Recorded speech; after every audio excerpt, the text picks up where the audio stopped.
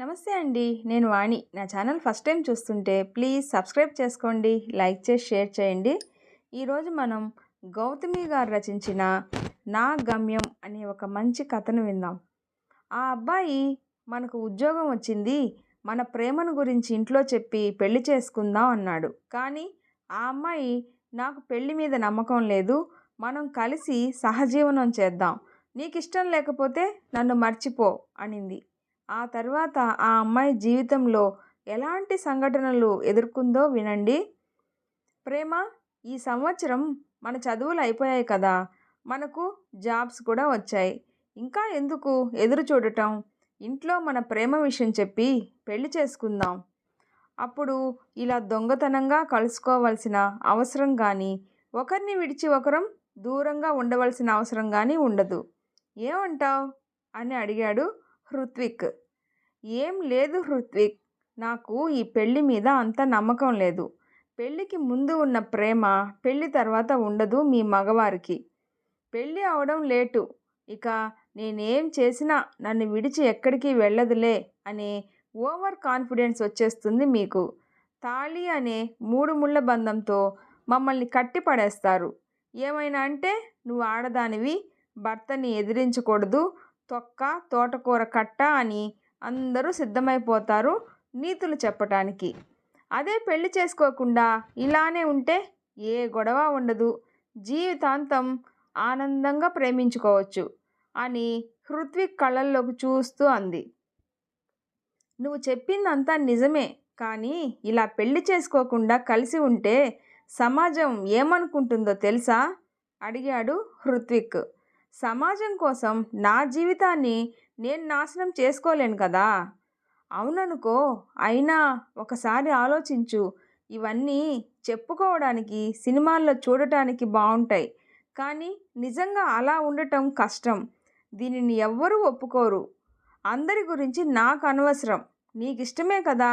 లేదు అంటే చెప్పు, ఇంకెప్పుడు నీకు నా మొహం చూపించను. ఇష్టమైతే చెప్పు, వెంటనే ఎక్కడికైనా వెళ్ళిపోయి ఆనందంగా ఉందాం. నిర్ణయం నీదే అంది ప్రేమ. నాకు కొంచెం సమయం కావాలి, ఆలోచించి చెప్తాను. దయచేసి నేను చెప్పే వరకు ఈ విషయం ఎవరితో చెప్పకు. అలాగే హృత్విక్, కానీ రేపు ఇదే సమయానికి ఏదో ఒక నిర్ణయంతో నువ్వు ఇక్కడికి రావాలి, లేదంటే నీ ఇష్టం అని అక్కడి నుండి వెళ్ళిపోయింది ప్రేమ. రాత్రంతా ఆలోచించాడు హృత్విక్. ఒకవేళ నేను దీనికి ఒప్పుకోకపోతే ప్రేమ నాకు దక్కదు. ఒప్పుకుంటే నిదానంగా అయినా ప్రేమని పెళ్ళికి ఒప్పించవచ్చు అనుకొని తర్వాతి రోజు ఒక గంట ముందుగానే వచ్చి ప్రేమ కోసం ఎదురు చూస్తూ ఉన్నాడు హృత్విక్. పర్లేదే, నాకంటే ముందే వచ్చావంటే ఏదో నిర్ణయంతోనే వచ్చి ఉంటావు. అదేంటో త్వరగా చెప్పు అడిగింది ప్రేమ. నువ్వు చెప్పింది ఏదైనా కానీ నాకు మాత్రం నువ్వు కావాలి, నీ ప్రేమ కావాలి. దానికోసం నేను దేనికైనా సిద్ధమే. నేను దీనికి ఒప్పుకుంటున్నాను అని ప్రేమ చేతిలో చేయి వేసి అన్నాడు. ఇంకెందుకు ఆలస్యం, వెంటనే ఈ ఊరు వదిలి వెళ్ళిపోదాం అని దానికి తగిన ప్లాన్ వేసుకొని అక్కడి నుండి వెళ్ళిపోయారు. ఇంట్లో వాళ్ళకి చెప్పారు. వాళ్ళు ఒప్పుకోరని ముందుగానే తెలుసు కనుక ఇద్దరూ పెద్దగా పట్టించుకోలేదు. ఇల్లు ఊరు వదిలి వెళ్ళిపోయారు. ఒక ఇల్లు తీసుకున్నారు. ఇద్దరు జాబ్లలో చేరిపోయారు.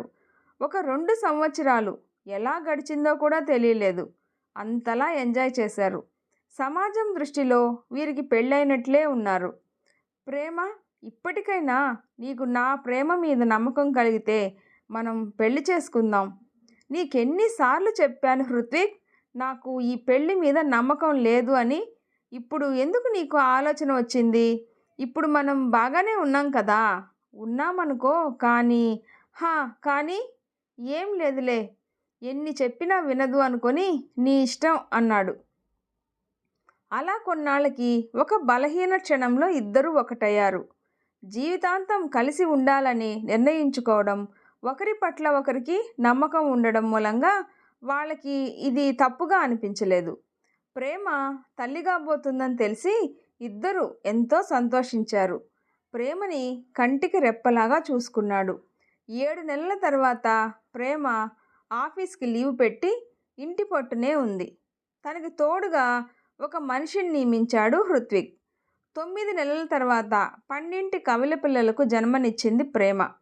వాళ్ళ ఆలన పాలన చూసుకోను పెద్దలు లేకపోవడం, పిల్లల్ని పెంచే విషయంలో కొంత చిరాకు, అసహనం ఎక్కువయ్యి ఇద్దరికీ ఏవో చిన్న చిన్న మనస్పర్ధలు రావడం మొదలయ్యాయి.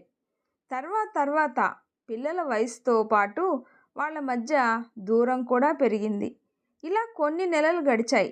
వాళ్ళ మధ్య మునుపటి ఏకాంతం కరువైంది. ప్రేమకి పిల్లలతోనే సమయమంతా సరిపోయేది. ఈ కారణం చేత భర్తని పట్టించుకోవడం తగ్గింది. వీళ్ళ మధ్య మాటలు కరువయ్యాయి. హృత్విక్కి కూడా ప్రేమ మీద ప్రేమ తగ్గడం మొదలైంది. పిల్లల ఏడుపులు, అరుపులు ఇష్టపడని హృత్విక్ ఇంట్లో కంటే బయటే ఉండడం ఇష్టపడేవాడు. ఆఫీస్ పని మీద నెలలో ఎక్కువ రోజులు బయట ఊర్లోనే ఉండేవాడు. ఎప్పుడో ఒకసారి వచ్చి వెళ్తుండేవాడు. ప్రేమ ఎందుకిలా చేస్తున్నావు అని అడిగితే, నా ఇష్టం, నేను మగాడిని, ఎన్నో పనులుంటాయి, అన్నీ నీకు చెప్పవలసిన అవసరం నాకు లేదు అని అరిచి వెళ్ళిపోయేవాడు.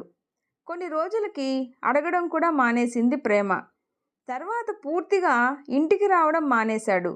ఫోన్ కూడా చేయడం మానేసరికి అనుమానం వచ్చి ఎక్కడికి వెళ్ళాడో ఆరా తీయగా ఇంకొకరిని పెళ్లి చేసుకున్నాడని తెలిసి గుండె పగిలేలా ఏడ్చింది. ఏం చేయాలో అర్థం కాలేదు. హృత్విక్ని కలిసి తిరిగి రమ్మని బ్రతిమాలింది. కానీ అదంతా కుదరదు అని బయటికి గెంటేశాడు. ఎంతమంది లాయర్లని కలిసినా పెళ్లి కాకుండా కలిసి ఉంటే మేమేమీ చేయలేము అని అది చాలా పెద్ద తప్పుగా మాట్లాడేవారే తప్ప తన బాధని అర్థం చేసుకునేవాళ్ళు కనపడలేదు ప్రేమకి.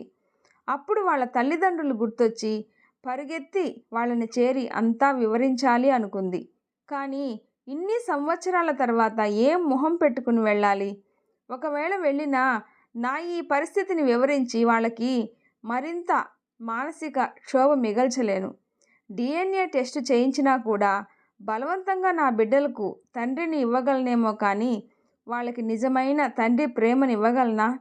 నేను నా భర్తని పొందగలనేమో కానీ అతని నిజమైన ప్రేమను పొందగలనా?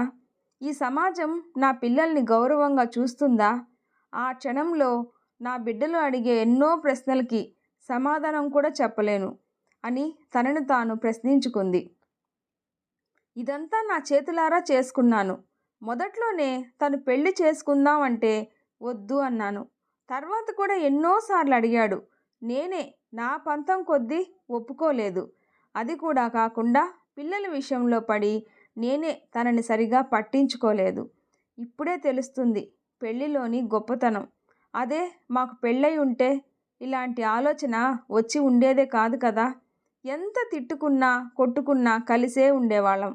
మంచిగా పెద్దవాళ్ళు చెప్పినట్లుగా పెళ్లి చేసుకుని ఉంటే ఇప్పుడు నాకు ఈ దుస్థితి వచ్చి ఉండేదే కాదు. ఒకవేళ ఏవైనా ఇబ్బందులు ఉన్నా పెద్దవాళ్ళు, చుట్టూ ఉన్న సమాజం ఎంతో అండగా నిలబడేవారు. కానీ ఇప్పుడు అందరూ ఉన్నా ఒంటరిగా, గమ్యం తెలియని బాటసారిగా ఉన్నాను అని ఎంతో కుమిలి కుమిలి ఏడ్చింది. మన సమాజంలో పెళ్ళి అనేది అమ్మాయి అబ్బాయిని కలిపి ఉంచే ఒక పవిత్రమైన బంధం. అమ్మాయికి గౌరవం, భద్రతను ఇస్తుంది. వీడియో నచ్చితే ప్లీజ్ లైక్ చేసి షేర్ చేయండి, సబ్స్క్రైబ్ చేసుకోండి. స్టోరీ ఎలా ఉందో తప్పకుండా కామెంట్ చేయండి. Thanks for watching.